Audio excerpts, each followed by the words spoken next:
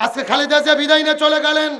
তার ছেলে তারেক রহমান মায়ের লাশের পাশে বসে বসে কাঁদছেন, তার পুত্রবধূ কাঁদছেন, কেঁদে কেঁদে বুক ভাসিয়ে দিচ্ছেন। তারেক জিয়া গত 3 দিন আগে দেশে ফিরলো, লক্ষ লক্ষ মানুষের সামনে বক্তব্য দিল, কি সুন্দর তার যুবকের মতো চেহারা। অথচ আজকে মা মৃত্যুবরণ করার পরে তার চেহারা ভিডিও ছবিতে দেখা যাচ্ছে চেহারা ফ্যাকাশ হয়ে গেছেন, বিকৃত হয়ে গেছেন, বৃদ্ধের ছাপ মনে হচ্ছে তার চেহারার মধ্যে ঢুকে গেছে। তার মানে মায়ের মৃত্যুর পরে সন্তান কত শোকায়িত হয়, কত কষ্ট পায়, কতটা বিকৃত হয়, আজকে তারেক জিয়াকে দেখেই সেটা বোঝা যাচ্ছে। আমরা দোয়া করি আল্লাহ তাআলা খালেদা জিয়াকে জান্নাতের মেহমান হিসেবে কবুল করুক। আরো জোরে বলেন আমিন। আল্লাহ তাআলা তার জীবনের ভুল ত্রুটি থাকলে মাফ করে দিক, বলেন আমিন। আরো জোরে বলেন আমিন। আজকে খালেদা জিয়ার উপরে এত অত্যাচার নির্যাতন শোনা যাচ্ছে, ডাক্তাররা বলেছে খালেদা জিয়ার শরীরে ওই হাসিনের আমলে স্লো পয়জনিং করা হয়েছিল। আজকে তিনি বিদায় নিয়ে চলে গেলেন।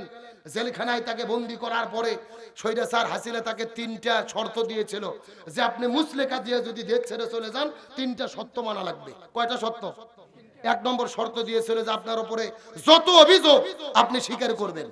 2 নম্বর শর্ত দিয়েছিলেন যে আপনার জন্ম তারিখ হলো 15 তারিখ, ওই 15ই আগস্ট জন্ম তারিখ কাটিয়ে 16 তারিখ বানানো লাগবে। কারণ কি বলতেছে, ওই দিনে বঙ্গবন্ধু মরে গেছে, বঙ্গবন্ধু মরার দিনে কারু জন্ম হওয়া যাবে না। কত বড় ফেরাউন চিন্তা করে দেখছেন, মানে জন্ম মৃত্যু 15 তারিখে হতে দেবে না।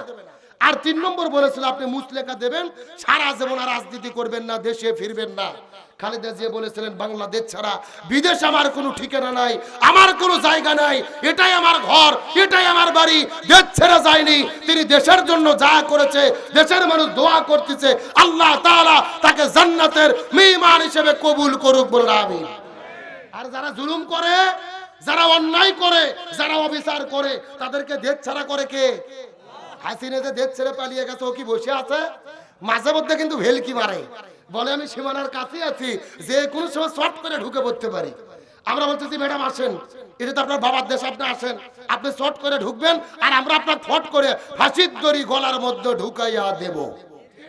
বুবু ভাইসো শর্ট করিয়া আয়না ঘরটা তোমার জন্য রাখছি গো সাজাইয়া, রিসেপশনে বইসাই আছি ফাঁসির মালা লইয়া, বুবু আইছো চট করিয়া ফাঁসির মালা তোমার জন্য রাখছি গো সাজাইয়া। আল্লাহর কোরআন বলেছেন কুতিবা আলাইকুমুল কিসাস, জীবনের পরিবর্তে জীবন, হাতের পরিবর্তে হাত, পায়ের পরিবর্তে পা, চোখের পরিবর্তে চোখ। এই আয়াতের ডিজিটাল ব্যাখ্যা হলো ফাঁসির দড়ির পরিবর্তে ফাঁসির দড়ি। বুবু আইবা তুমি আইবা গো, এইবার আইসা বুবু ক্ষমতা পাইবা না।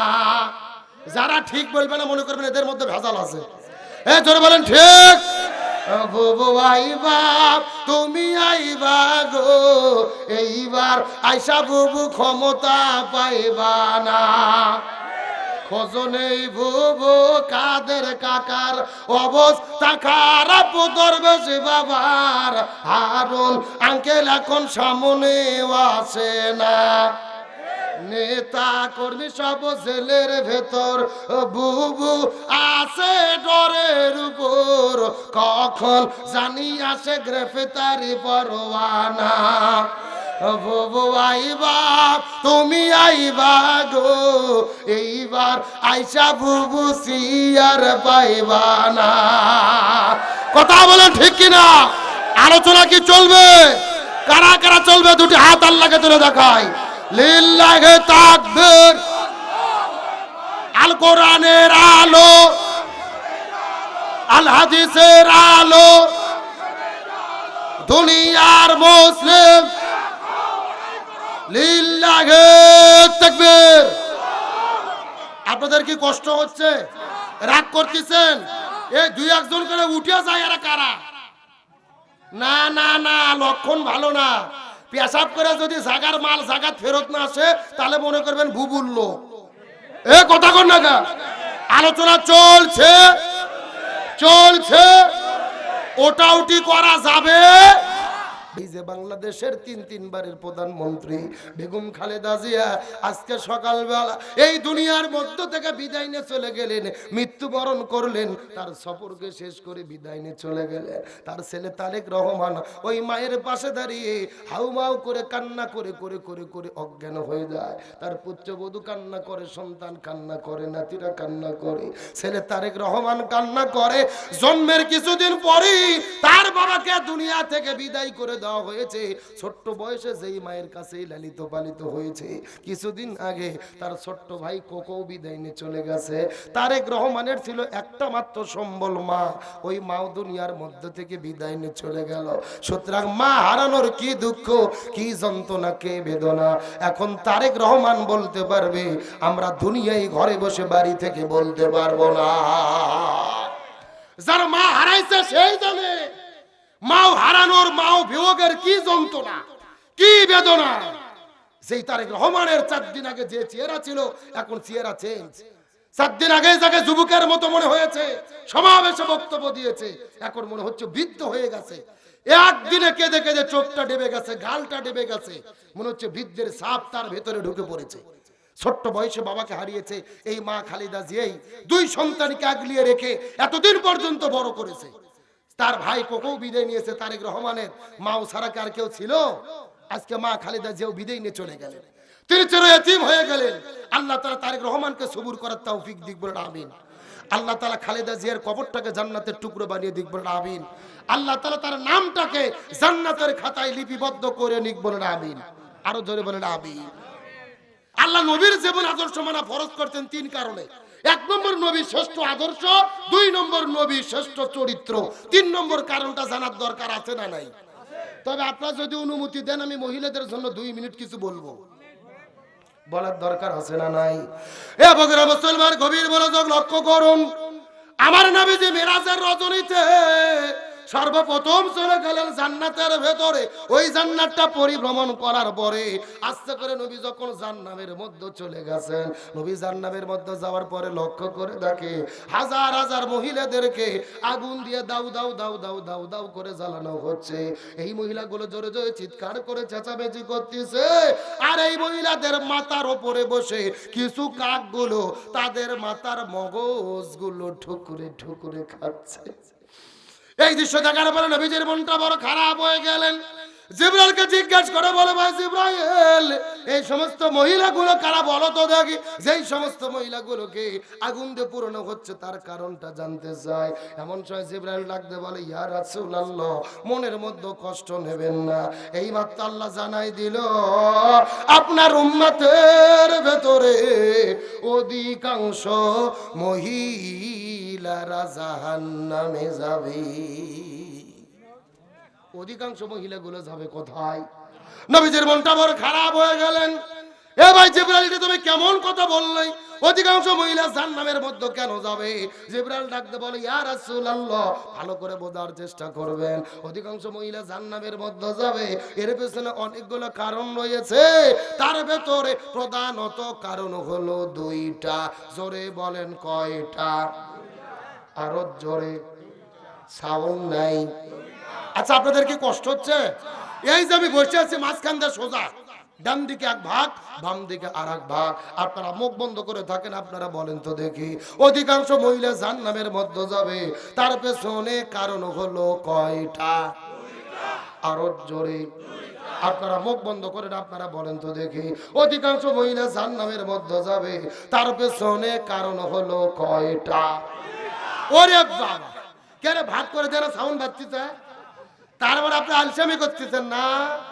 এ বগুড়া কুটির বাড়ি মুসলমান গভীর মনোযোগ, কোন দিকে নজর নাই, কোন দিকে তাকাতাকি নাই। লক্ষ্য করুন, ডানে যারা আছেন কথা বলবেন, বামে যারা আছেন তারাও কথা বলবেন, মঞ্চের মধ্যে যারা বসে আছেন তারাও কথা বলবেন। সবাই মিলে চিৎকার করে বলেন তো দেখি, অধিকাংশ মহিলা জাহান্নামের মধ্যে যাবে, তার পেছনে কারণ হলো কয়টা? আরো জোরে, জোর হলো না? কোন 2টা কারণে অধিকাংশ মহিলা জাহান্নামে যাবে? জানার দরকার আছে না নাই? কি?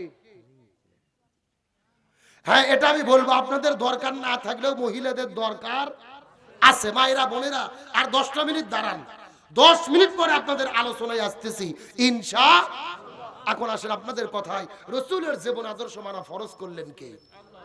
আরো জোরে বলেন। এ মুসলমান ভাইরা, গভীর মনোযোগ লক্ষ্য করুন। আল্লাহ নবীদের জীবনের মধ্যে শ্রেষ্ঠ আদর্শ দান করেছেন। আমি কোন নবীর আদর্শ গ্রহণ করার কথা বলতেছি, যেই নবীজি হাদিসের মধ্যে কত চমৎকার করে বলেন, মান তাশাব্বাহা বিকওম ফাহুয়া মিনহুম, যার সঙ্গে যার মহব্বত তার সঙ্গেই হবে তার কিয়ামত। এখন হাদিসের ব্যাখ্যা বোঝেন নাই? এই দুনিয়ার ভেতরে যে যেই দল করবে ওই দলের সাথে তার হাসর নাসর হবে। তার মানে আওয়ামী লীগের হাসর হবে আওয়ামী লীগের সাথে, বিএনপির ভাইদের হাসর হবে বিএনপির সাথে, জামাত ইসলামের হাসর হবে জামাত ইসলামের সাথে, চরমোনাইয়ের পীরদের মুরিদদের হাসর নাসর হবে চরমোনাইয়ের পীরের সাথে। এখন যদি বলেন হুজুর দলিল দেন, দলিল ছাড়া কথা বলা যাবে না। দলিল আল্লাহর কোরআন, সূরা বনী ইসরাইল আয়াত নম্বর হলো ৭১। আল্লাহ তাআলা কত চমৎকার করে বলেন, ইয়াউমা নাদউ কুল্লা উনাসিম বিইমামিহিম।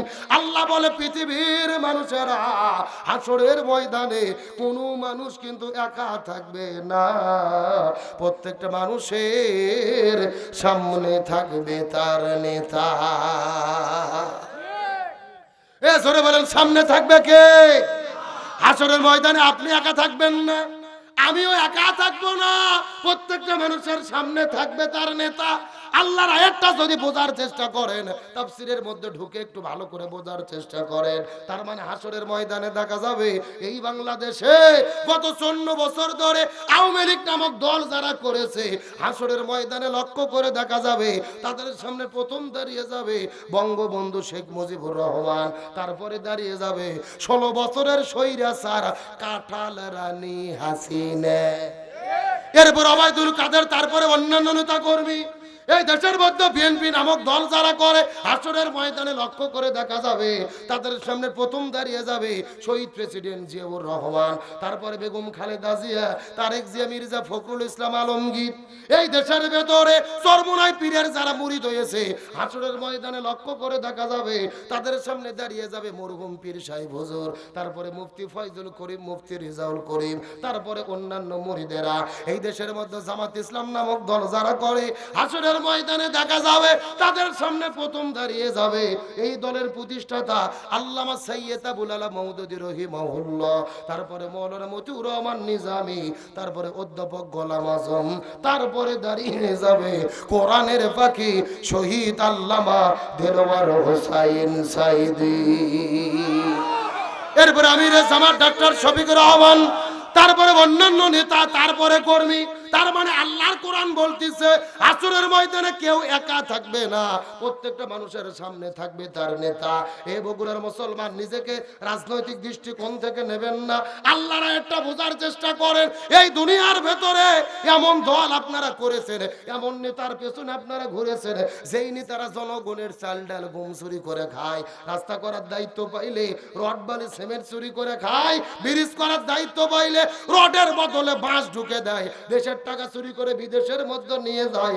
এমন দল যদি করেন আর এমন নেতার পেছনে যদি ঘুরে থাকেন, আল্লাহর কোরআন বলতেছে তাহলে আপনারা ধরা খাইয়ে বসে আছেন। এ কথা কোন এ নেতা মানা দুনিয়ার বিষয় নয়। এই দুনিয়াতে যাকে নেতা মানবেন, হাসরের ময়দানে তাকে আপনি সামনে পাবেন। এখন হাসরের ময়দানে আলেমদেরকে, ভালো মানুষদেরকে সামনে পেতে চান, নাকি চালচোর, ডালচোর, ঘুমচোর, CNG stand, bus stand, tempo stand দখলকারী চাঁদাবাজদেরকে সামনে পেতে চান? বাড়িতে যাওয়ার পরে ভোগ নিয়ে বিছানাতে শুয়ে চিন্তা ভাবনা করে বুঝে শুনে সিদ্ধান্ত নেবেন। না, কমিটি আমাকে হাতে লাঠি দেয়নি যে আপনাদের আমি পিঠে পিঠে ওয়াজ বুঝবো না। আমার দায়িত্ব কোরআনের বক্তব্য বলা, মানা না মানা আপনাদের ব্যাপার। এ তাহলে বলেন আখিরাত ভালো করার জন্য এই দুনিয়ার ভেতরে ভালো নেতার পেছনে ঘোরার দরকার আছে না নাই? 54 বছর ধরে যারা আওয়ামী লীগ করে জীবন যৌবন শেষ করলো রে, হাসিনা পলে গেল, কর্মীদের একবার বলে পর্যন্ত গেল না। হাসরের ময়দানে হাসিনা যদি আল্লাহ জিজ্ঞেস করে, এই যে 2 কোটি আওয়ামী লীগের লোক তোমার এগুলো কর্মী ছিল, হাসিনা বলবে আওয়ামী লীগ নামে কোনো দলই আমার বাংলাদেশে ছিল না। কেরে যে দেশকে ভুলে গেছে ও হাসরে কোনো উপকার করতে পারবে? দেশে আগুন লাগাইয়া আলেমদের জ্বালায়া পালাইয়া সাইরা গেলে ঢাকা, গণভবনটা এখন ফাঁকা বুবুরে, গণভবনটা এখন কা এ শূন্যস্থান পূরণ বোঝেন না জোরে গণভবনটা এখন দেশে আগুন লাগাইয়া আলেমদের জ্বালাইয়া পালাইয়া সাইরা গেলে ঢাকা গণভবনটা এখন ফাঁকা ডাইনি রে গণভবনটা এখন অধিকারের কথা বললে বলেছিলে রাজাকার জনগণ বইজা গেল তুমি বুবু স্বৈরাচার অধিকারের বললে কথা বলেছিলে রাজাকার জনগণ বইজা গেল তুমি বুবু স্বৈরাচার তোমার নেই তো শরম লাজ বুবু বড়ই সিটিং বাস তোমার নেই তো শরম লাজ বুবু বড়ই নাটক বাস কাউয়া ডাকে না আর কাকা গণভবনটা এখন ফাঁকা বুবু রে গণভবনটা এখন এ সবাই গণভবনটা এখন গণভবনটা এখন খেলা হবে শামীম তো আর বলে না সংসদে মমতাজের বুকটা তো আর ফাটে না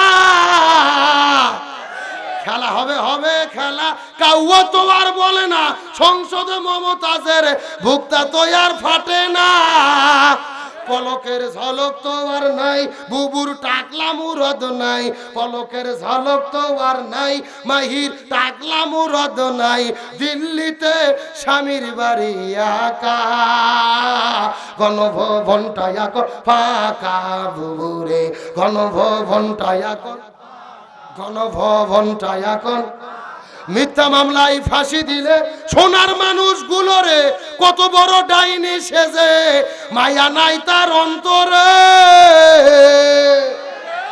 কোরআনের বাকি শহীদ আল্লামা দেলোয়ার হোসেন সাইদি মতিউর রহমান নিজামী আব্দুল কাদের মোল্লা সালাউদ্দিন কাদের শাখা চৌধুরী নিরপরাধ মানুষদেরকে হত্যা করে বিদায় করে দিয়েছে এদের কোনো অপরাধ ছিল না অপরাধ একটা তারা এই জমিনের ভেতরে ভারতের বিরুদ্ধে দাঁড়িয়ে কোরআন বিজয়ের আন্দোলন করেছিল মিথ্যা মামলায় ফাঁসি দিলে সোনার মানুষগুলোরে কত বড় ডাইনি সেজে মায়া নাই তার অন্তরে আদর্শে আদালত আছে ফাঁসির দড়িও আছে কবে পাবো বুবু তোমার দেখা অপেক্ষা করছে শুধু ঢাকা দেশে আগুন লাগাইয়া জনতারে জ্বালাইয়া পালাইয়া সাইরা গেলে ঢাকা গণভবনটা এখন ফাঁকা বুবুরে গণভবনটা এখন ফাঁকা আলোচনা কি চলবে কারা কারা চলবে দুটি হাত আল্লাহকে তুলে দেখায় লিল্লাহে তাকবীর আজকের মাহফিল চলছে চলবে বগুড়ার মাহফিল কুটুর বাড়ির মাহফিল কতক্ষণ চলবে সারা রাত কেনা ডেকে হুজুর মারা বাস নাকি আবার বেড়া সারা রাত নয় আলোচনা যেহেতু শুরু করেছে আর 30 মিনিট সময় কি দেওয়া যাবে তাহলে যে দুইজন উঠলে আর কারা কে রে কে ভাই কে রে একটু টিস্যু নেই স্যার একটু টিস্যু দে একটু টিস্যু বক্স নিয়ে আসো মঞ্চে একটা টিস্যু বক্স নাই এটা কিসের মঞ্চ আলোচনা কি চলবে কথা বলেন চলবে আলোচনা চলছে চলছে তবে কোনো ওটাউটি করা যাবে তাহলে চিৎকার করে ডেকে বলেন তো দেখি রাসূলের জীবন আদর্শ মানা ফরজ করেছেন কে আর জোরে বলেন আমার বন্ধুগণ মুসলমান ভাইরা গভীর মনোযোগ লক্ষ্য করুন কোন দিকে নজর নাই কোন দিকে তাকাতাকি নাই আল্লাহ নবীজির জীবন আদর্শ মানাকে ফরজ করলেন তিনটা কারণে প্রথম নম্বর কারণ হলো নবী শ্রেষ্ঠ আদর্শ দুই নম্বর নবীজির শ্রেষ্ঠ চরিত্র আর তিন নম্বর কারণটা কি এই সম্পর্কে আমার আল্লাহ কোরআনের মধ্যে কত চমৎকার করে বলেন ওয়া ইন ওয়া মা আরসালনাকা ইল্লা রাহমাতাল লিল আলামিন সূরা আম্বিয়া 17 নম্বর পারার 13 নম্বর পৃষ্ঠার 6 নম্বর লাইন 107 নম্বর আয়াতে কারিমা তাফসীর ইবনে কাসিরের মধ্য থেকে বলতেছে আল্লাহ রাব্বুল আলামিন বলে, এ পৃথিবীর মানুষেরা, আসমান বলো, জমিন বলো, গ্রহ বলো, নক্ষত্র বলো, জ্যোতিষ্ক মণ্ডলী বলো, নিহারিকা বলো, আমি আল্লাহ মহাবিশ্বের ভেতরে যতগুলো জগৎ সৃষ্টি করেছি, প্রত্যেকটা জগতের জন্য আমি আমার নবীজিকে রহমত করে প্রেরণ করেছি। এবারে কুটুর বাড়ি মুসলমান গভীর মনোযোগ। এতক্ষণ পর্যন্ত আনন্দ করে করে মজা করে করে অনেক আলোচনা আপনারা শুনেছেন। এখন যেই 5টা মিনিট কথা বলবো, আবেগ দিয়ে অন্তর দিয়ে শোনার চেষ্টা করবেন। আমার নবী কেমন রহমত ছিলেন। এখন পর্যন্ত নবীর জন্ম পৃথিবীর মধ্যে হয় নাই। আমার নবী যে এখনো জন্ম হয় নাই, মায়ের গর্ভের ভেতরে নবীর বাবার নাম আব্দুল্লাহ, মায়ের নাম হলেন আমেনা। ওই আমেনার গর্ভের ভেতরে সর্বপ্রথম যেই দিন নবীজি অস্তিত্ব লাভ করলো, এমন সময় লক্ষ্য করে দেখা গেল আমেনা ঘর থেকে বের হয়ে যখন রাস্তাতে হেঁটে যাওয়া শুরু করেছে, লক্ষ্য করে দেখা যায় আমেনার শরীরের মধ্য থেকে সুঘ্রাণ বের হয়ে পুরো জমিনের মধ্যে ছড়ে পড়েছে। এই দৃশ্য দেখার পরে মক্কার মানুষেরা মিছিল শুরু করলেন, মানি না, মানবো না, মানতে পারি না। এই মক্কার রীতি এবং নীতি হলো, যেই মহিলার স্বামী মারা যাবে ওই মহিলার শরীরের মধ্যে কোনো সুঘ্রাণ ব্যবহার করতে পারবে না। অথচ আমিনার স্বামী আব্দুল্লাহ মারা গেছে, তিনি কেন সুঘ্রাণ ব্যবহার করে? মিছিল করতে করতে নবীজির দাদা আব্দুল মুত্তালিবের কাছে যখন তারা চলে গেলেন, যাওয়ার পরে ডাক দিয়ে বলে, নেতা, আপনার পুত্রবধূ আমেনা তার শরীরের মধ্যে কেন সুঘ্রাণ দেখতে, তার সুঘ্রাণ কেন ছড়িয়ে গেল জানতে চাই। আপনি তো রীতি এবং নীতি করে দিয়েছেন, স্বামী মারা গেলে তারা কখনোই সুগন্ধি ব্যবহার করতে পারবে না। আব্দুল মুত্তালিব তার স্ত্রীকে সঙ্গ করে নেওয়ার পরে আমিনার কাছে যাওয়ার পরে ডাকদা বলে, আমিনা, এই মা, তুই কি আমাদের নাক কান গলাগুলোকে কেটে ফেলবি? বলতো, তুই বলতো তোর শরীরের মধ্যে কেন সুঘ্রাণ পাওয়া যায়, বলতো দেখি। আমিনা ডাকতে বলে, বাবা, মিথ্যা কথা বলবো না, কসম করে বলি মিথ্যা কথা বলবো না। আজ থেকে কয়েকদিন আগে আমার গর্ভের ভেতরে একটা সন্তানের অস্তিত্ব লাভ হয়ে গেছে। যেদিন গর্ভের মধ্যে সন্তানের অস্তিত্ব লাভ হয়ে গেল, সেদিন থেকে আমার জীবনের ভেতরে এমন সব আশ্চর্যজনক, ভয়ানক এমন সব ঘটনা ঘটতেছে, যেমন ঘটনা দুনিয়ার মধ্যে আর কখনোই আমি লক্ষ্য করি নাই। প্রথম যেদিন আমার গর্ভের ভেতরে এই সন্তান যখন অস্তিত্ব লাভ হয়ে গেল, আমি লক্ষ্য করে দেখি রে, আমার ঘরের দরজা জানালা এমনকি ধুলাবালি কোনা পর্যন্ত আমি আমেনা আমাকে সালাম বলা শুরু করেছে। আরেকটু জোরে বলেন। এ শ্বশুর আব্বা আপনাকে মিথ্যা কথা বলবো না, বাবা শোনেন, ওই সন্তান যখন গর্ভে চলে এসেছে, আল্লাহর পক্ষ থেকে 12 জন রাসূল আমার ঘরের মধ্যে আগমন করেছেন, আলার সালাম জানিয়ে আমাকে স্বাগতম জানিয়ে দিয়ে চলে গেছেন।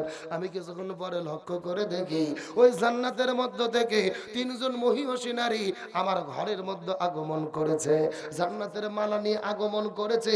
3 জন জান্নাতি নারী, একজন হলো ইমরাতু ফিরাউন, ফিরাউনের স্ত্রী হযরত আসিয়া আলাইহিস সালাম। 2 নম্বর উম্মে ঈসা, ঈসা আলাইহিস সালামের মা, যার নাম হলেন হযরত মারিয়াম আলাইহিস সালাম। 3 নম্বর উক্তে মুসা, মুসা আলাইহিস সালামের বোন হযরত কুলসুম আলাইহিস সালাম। এই 3 জন মহিষী নারী জান্নাতের মালা আনার পরে আমার গলার ভেতরে জান্নাতি মালা পরাই দিয়ে ডাক দে বলে, আমেনা রে, তুই যেন তেন কোনো মহিলা না রে, তোর গর্ভের ভেতরে যেই সন্তান আগমন করবে এই সন্তানটাই হবে আখেরি জামানার পয়গম্বর। লিল্লাহি তাকবীর। এই কথা বলার পর আমিনা ডাকতে বলে, বাবা, এই জায়গার মধ্যে তো শেষ নয়, আমি ঘরের মধ্য থেকে বের হয়ে কাকের মধ্যে কলস নিয়ে ওই কূপের মধ্যে যখন পানি উত্তোলন করার জন্য চলে গেছে, কূপের কাছে যাওয়ার পরে লক্ষ্য করে দেখি ওই কূপের পানিগুলো নিচ থেকে টকবক টকবক টকবক টকবক করে ফোলা শুরু করেছে। পানিগুলো উঠতে উঠতে উঠতে উঠতে উঠতে কূপের মুখের কাছে চলে এসেছে। আমি কূপের কাছে যাওয়ার পরে জবান খুলে গেল, কূপ আমাকে ডেকে বলে, আমেনা রে, তোমার গর্ভের ভেতরে আখির জামানার পয়গম্বর আগমন করতেছে, তোমাকে কষ্ট করে কূপের কূপের কাছে আসার কোনো দরকার নাই। তুমি যদি অনুমতি দাও আর আমাদের হুকুম করো, আমরা কূপের পানি নিজের থেকে তোমার ঘরের দরজায় যেতে চাই।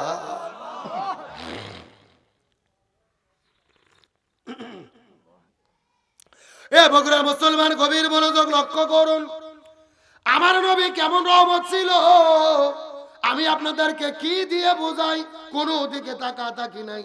এই পৃথিবীর চিকিৎসা বিজ্ঞানীগণ বলেছেন এই পৃথিবীর মধ্যে সবচাইতে কষ্টের কাম হলো সন্তান প্রসব করা, গর্ভের মধ্যে সন্তান ধারণ করা, ওই সন্তান প্রসব করা এর চাইতে বড় কষ্টের কাম দুনিয়াতে নাই।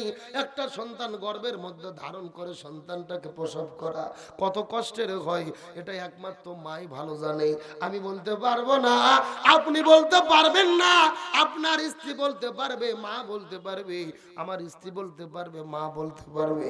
ওই স্বামী স্ত্রী মিলামেশার ফলে এক ফোঁটা নাপাক বীর্য যখন স্ত্রীর মায়ের গর্ভের মধ্যে চলে যায়, এক ফোঁটা নাপাক পানি মায়ের গর্ভে যাওয়ার পরে 40 দিন পরে তার মধ্য থেকে রক্তে পরিণত হয়, আরো 40 দিন গেলে সেখান থেকে গোস্তে পরিণত হয়, আরো 40 দিন গেলে সেখান থেকে হাড় হয়, চোখ হয়, হাত হয়, কান হয়, পা হয়।